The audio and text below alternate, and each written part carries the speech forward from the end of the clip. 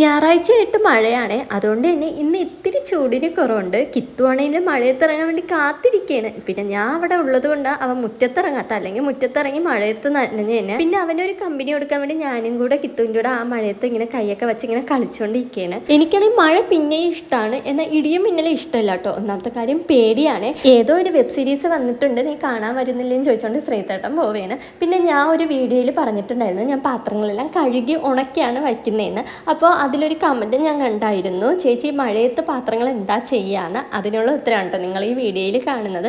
ഞാൻ മഴ സമയത്ത് പാത്രങ്ങളാണെങ്കിൽ വെള്ളം പോലും ഇല്ലാണ്ട് തുടച്ചാണ് കേട്ടോ വയ്ക്കുന്നത്. മെയിനായിട്ട് ഞാൻ ഇങ്ങനെ തുടച്ച് വയ്ക്കുകയും ഉണക്കി വയ്ക്കുന്നതിനുള്ള കാരണം എന്തെന്ന് പറഞ്ഞാൽ, ഈ വെള്ളത്തോടെ ഈ കബോർഡിൽ വയ്ക്കുമ്പോഴത്തേക്കും പാത്രത്തിലെ വെള്ളവും പിന്നെ അതുപോലെ തന്നെ കബോർഡിൽ എന്തെങ്കിലുമൊക്കെ പൊടിയോ എന്തെങ്കിലും ഉണ്ടെങ്കിൽ ഈ വെള്ളവും പൊടിയൊക്കെ കായി ആ കബോർഡ് മൊത്തത്തിൽ ഇല്ലാണ്ടാവുമല്ലോ, ഭയങ്കര സ്മെല്ലൊക്കെ ആയിരിക്കുമല്ലോ. എന്നിട്ട് അത് ഞാൻ തന്നെയല്ലേ വൃത്തിയാക്കേണ്ടത്. അതിനെക്കാട്ടി നല്ലത് ദിവസം ഒരു 5 മിനിറ്റ് അല്ലെങ്കിൽ 10 മിനിറ്റ് ഞാൻ ഒന്ന് മെനക്കെട്ടാൽ എനിക്ക് ആ ഒരു പണി, ആ വലിയൊരു പണി ഇല്ലാണ്ടാവും. അപ്പോൾ അതുകൊണ്ടാണ് ഞാൻ ഇങ്ങനെ ചെയ്യുന്നത്. പിന്നെ അതുപോലെ തന്നെ ആ പാത്രം തുടയ്ക്കുന്ന തുണിയുണ്ടല്ലോ, അത് ഓരോ ദിവസം ഇടവിട്ട് നന്നായിട്ട് കഴുകി ഉണക്കി എടുക്കണം കേട്ടോ. അല്ലെങ്കിൽ ആ തുണിയിലുള്ള അഴുക്കളൊക്കെ നമ്മുടെ പാത്രത്തിൽ വീണ്ടും ആവൂലേ. അപ്പോൾ ഇങ്ങനെയൊക്കെയാണ് ഞാൻ ചെയ്യുന്നത്.